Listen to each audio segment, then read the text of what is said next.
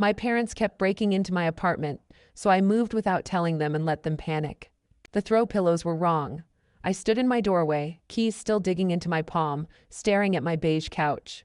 The navy blue pillow that I always kept on the left was now on the right. The cream one with tassels sat exactly where the navy should be.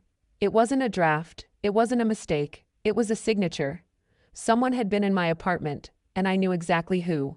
My name is Brianna, and I am 26 years old. When I signed the lease on that vintage walk-up in Lincoln Park 3 months ago, I thought I was buying freedom. It was a charming second-floor unit with crown molding and a fire escape that looked romantic in the daylight and terrifying at night. It cost more than I wanted to spend, but the price included the illusion of autonomy. No more living under my parents' roof. No more answering questions about my schedule. No more feeling like a guest in my own life. On move-in day, my mother, Angela, had cornered me in the empty kitchen. She held out her hand, palm open, waiting. "Just for emergencies, sweetheart," she had said, her voice dropping to that hushed tone she reserved for tragedies and guilt trips. "What if you choke on a piece of steak? What if there's a gas leak and you're asleep?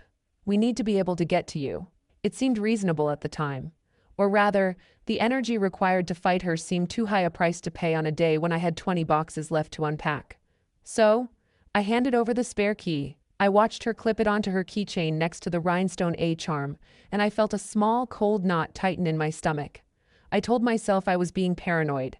Parents worry. That is their job description. But standing in my living room at 6:30 on a Wednesday evening, looking at my rearranged furniture, I realized my mistake. The armchairs were angled differently. The rug had been rotated. My mother called it feng shui. I called it a territory marker. It wasn't just annoying, it was pathological. In data analysis, we look for patterns to explain anomalies. The anomaly here was my mother's inability to understand the word no. The pattern was something I had read about in a psychology textbook during college but never applied to myself until this moment. Enmeshment. My mother didn't view me as a separate entity with my own zip code and legal rights. To Angela, I was simply an extension of herself, like an extra limb. When I moved away, it wasn't a child leaving the nest.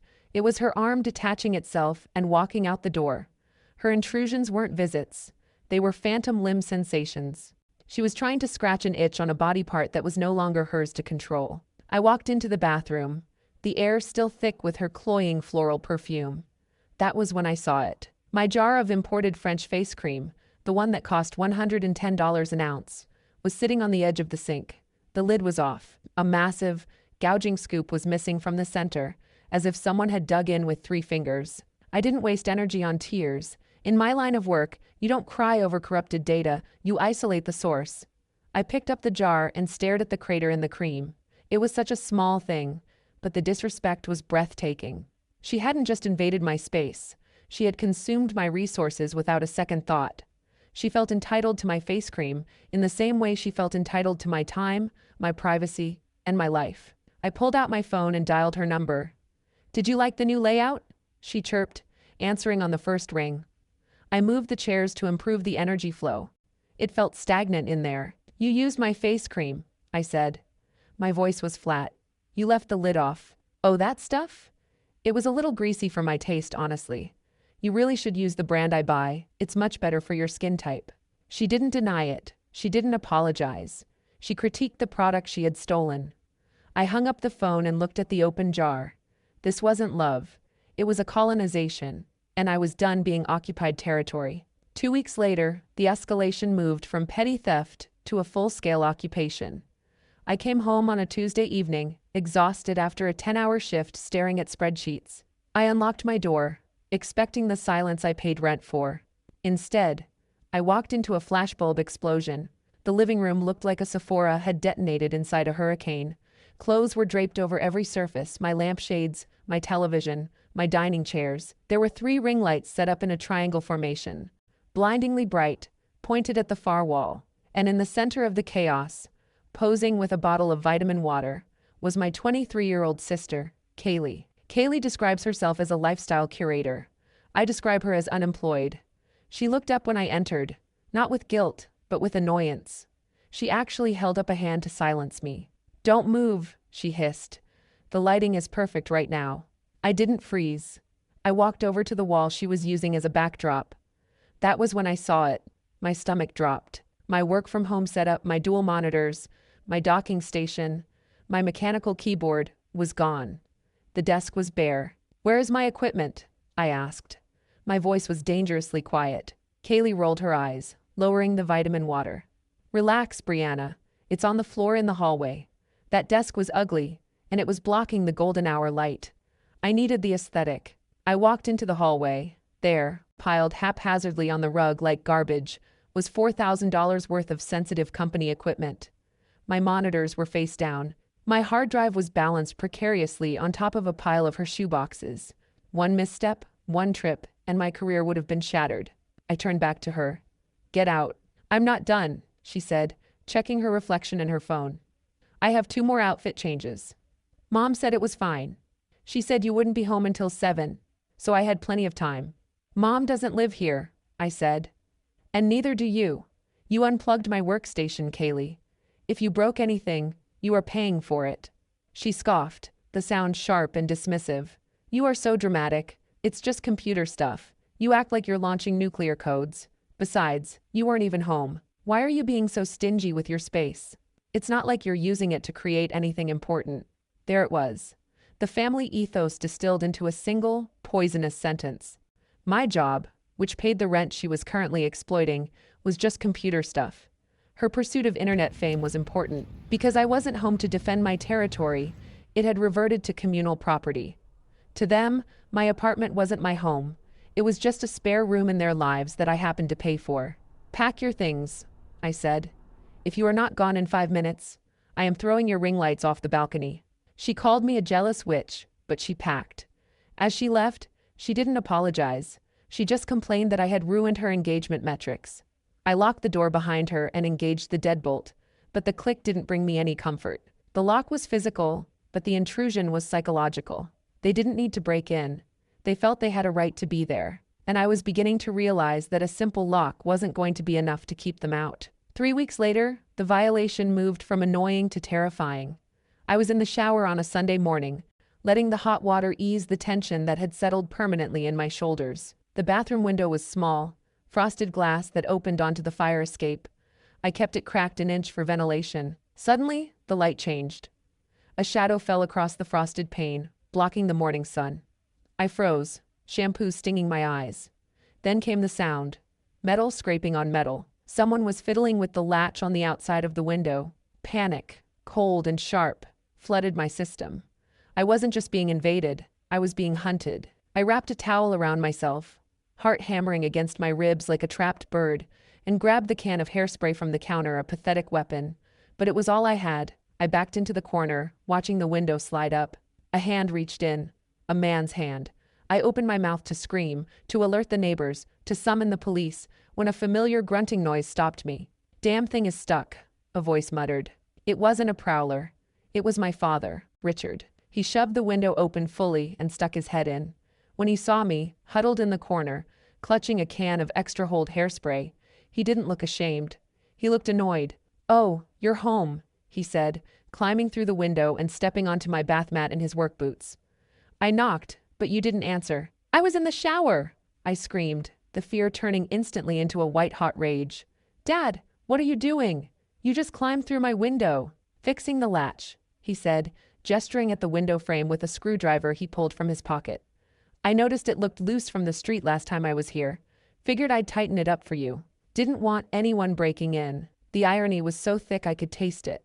He had broken into my apartment to prevent a break-in. He had scaled a fire escape, bypassed my locked front door, and invaded the most private space in my home while I was naked, all under the guise of protection.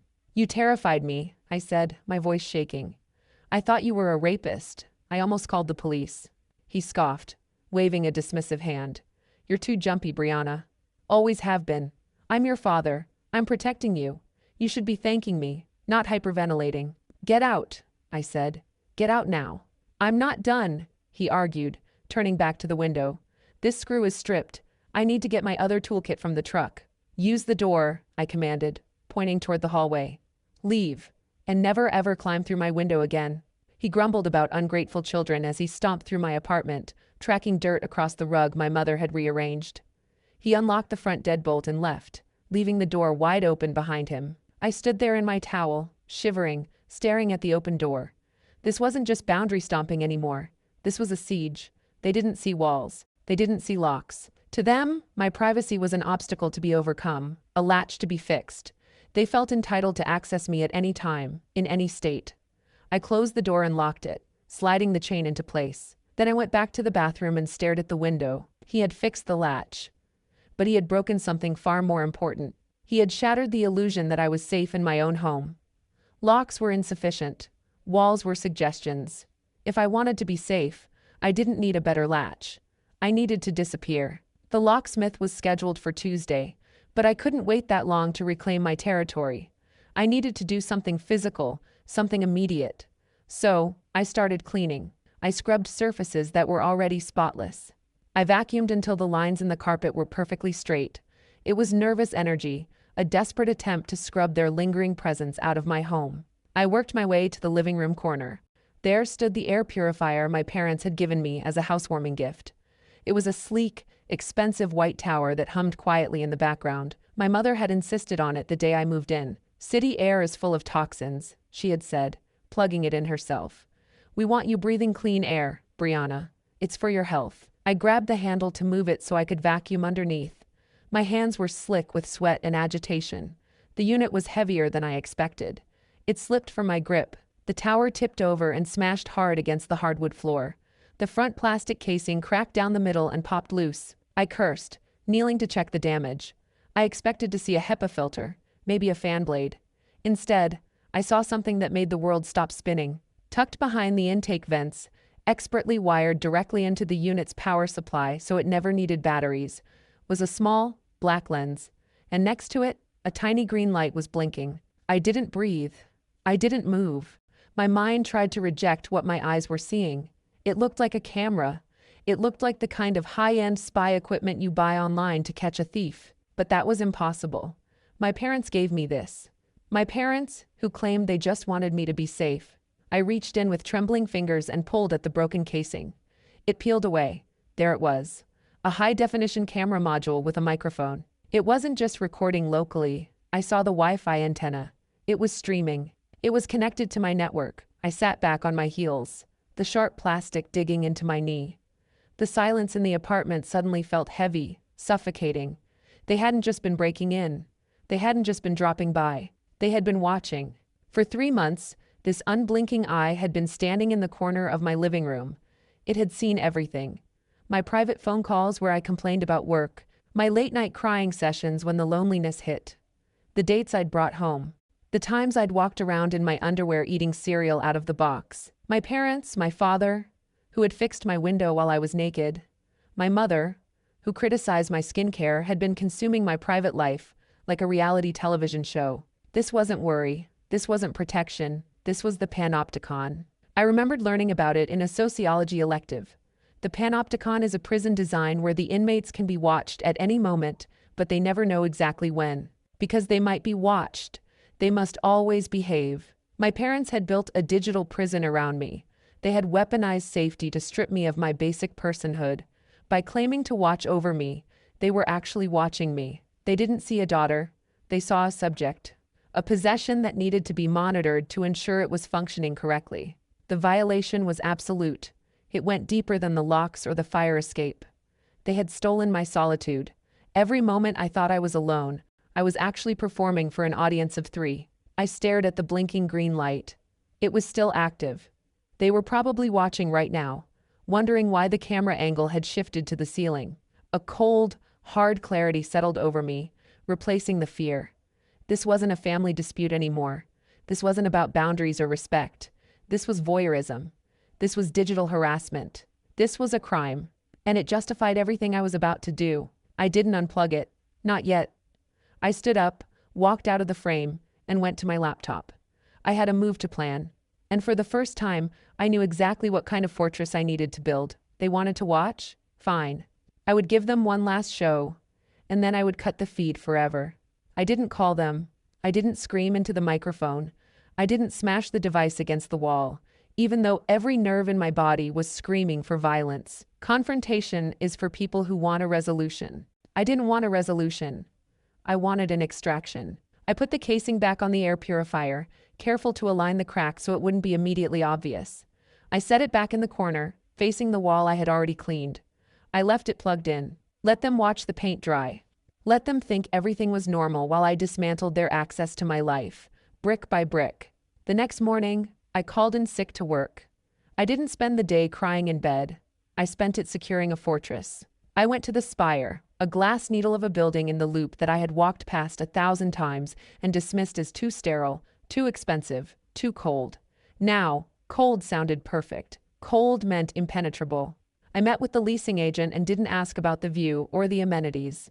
I asked about security. We have 24/7 concierge, she told me, tapping her tablet. Guests are required to leave a photo ID at the desk. Elevators are fob access only. And for residents, unit entry is biometric, fingerprint or retina. Retina, I said. I want that. The rent was $500 more a month than I was paying in Lincoln Park. It was a tax on my sanity, a premium for the luxury of knowing that the only eyes watching me would be my own. I signed the lease on the spot. I scheduled the move for Friday. I hired a high-end moving company, the kind that specializes in corporate relocations and discretion. I paid extra for the white glove service, which included non-disclosure agreements. I told the foreman, a man named Marcus who looked like he could lift a car, I am leaving a volatile situation. Speed and silence are the priorities. He nodded once. We'll be ghosts. Friday morning, the movers arrived at 8. They were efficient, silent, and surgical. I directed them to clear the bedroom and the kitchen first, keeping the living room and the camera's field of vision intact until the very last moment. For 4 hours, I orchestrated my own disappearance. I watched my life get packed into cardboard boxes and taped shut. It felt less like moving and more like erasing myself. Every empty shelf, every bare wall, was a weight lifting off my chest. I wasn't just leaving an apartment, I was shedding a skin. By noon, the apartment was a hollow shell. The floors echoed. The only thing left was the white tower in the corner, humming quietly, its green light still blinking, dutifully transmitting a live feed of absolutely nothing to my parents' devices. I walked over to it. I imagined my mother checking the feed on her phone, maybe frowning because the angle was boring, wondering why I hadn't walked through the frame all morning. She had no idea that she was watching a ghost ship. I reached down to the outlet. Signal lost, I whispered. I pulled the plug. The green light died. I didn't take the camera with me. I left it there, lying on its side in the middle of the empty room, a piece of trash in a vacant lot. I locked the front door, dropped my keys in the landlord's drop box, and walked out into the sunlight. I didn't look back at the vintage walk-up with the fire escape and the charm. I got into my car and drove toward the glass spire in the distance. Protocol 0 was complete. Now, I just had to wait for them to realize the screen had gone black. It took exactly 48 hours for the panic to set in. I was sitting on my new balcony on the 16th floor of the spire, drinking coffee and watching the city wake up. The silence in the apartment was absolute. No footsteps in the hallway. No key turning in the lock. Just the low hum of the refrigerator and the wind against the glass. Then, my phone exploded. It started with a text from Kaylee. Mom is freaking out. Answer your phone. Then a call from my father. Then 3 from my mother. Within 10 minutes, I had 43 missed calls. I didn't answer. I watched the screen light up, vibrate, and go dark, over and over again. It was a fascinating data set. The frequency of the calls indicated a total loss of control. They had gone to the Lincoln Park apartment. Maybe they went to check on me, but more likely, they went to fix the air purifier because the feed had been dead for 2 days. I listened to the first voicemail. It was my mother, Angela. She wasn't just crying, she was hyperventilating. Brianna, where are you? We're at the apartment. It's empty. Everything is gone. Did someone take you? Robert, call the police. Oh my God, call the police. I took a sip of coffee. The irony was rich. She was threatening to call the police to report a missing person, when the only missing person was the digital avatar she had been tracking. The clock on the microwave ticked past 20 minutes. Let them sweat. Let them feel a fraction of the violation I had felt when I found a camera lens staring at me in my own living room.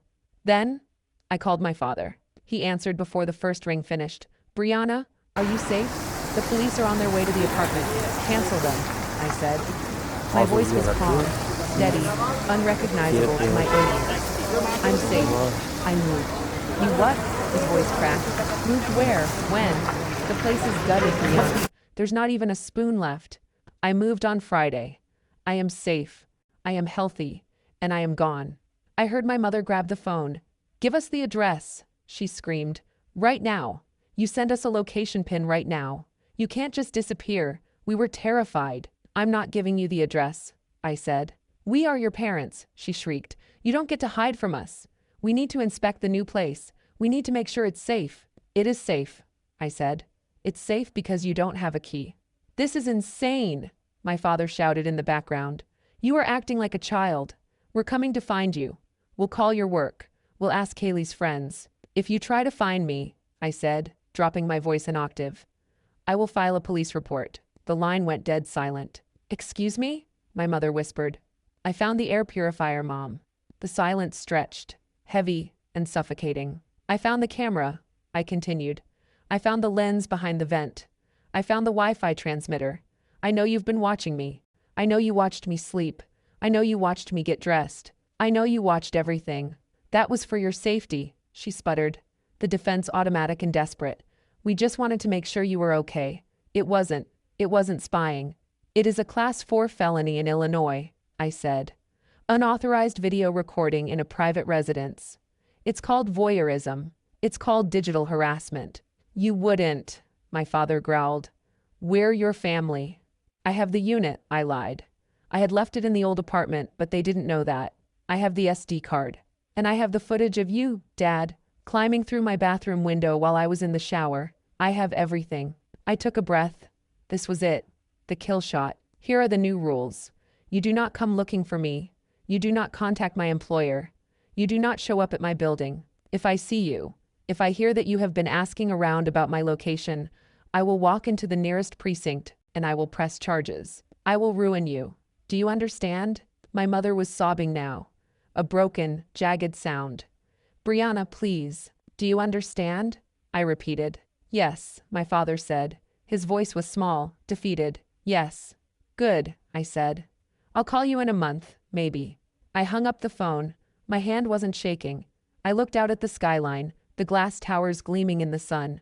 I blocked their numbers for the weekend. I blocked Kaylee. Then I put my phone on the table, face down. The screen was black.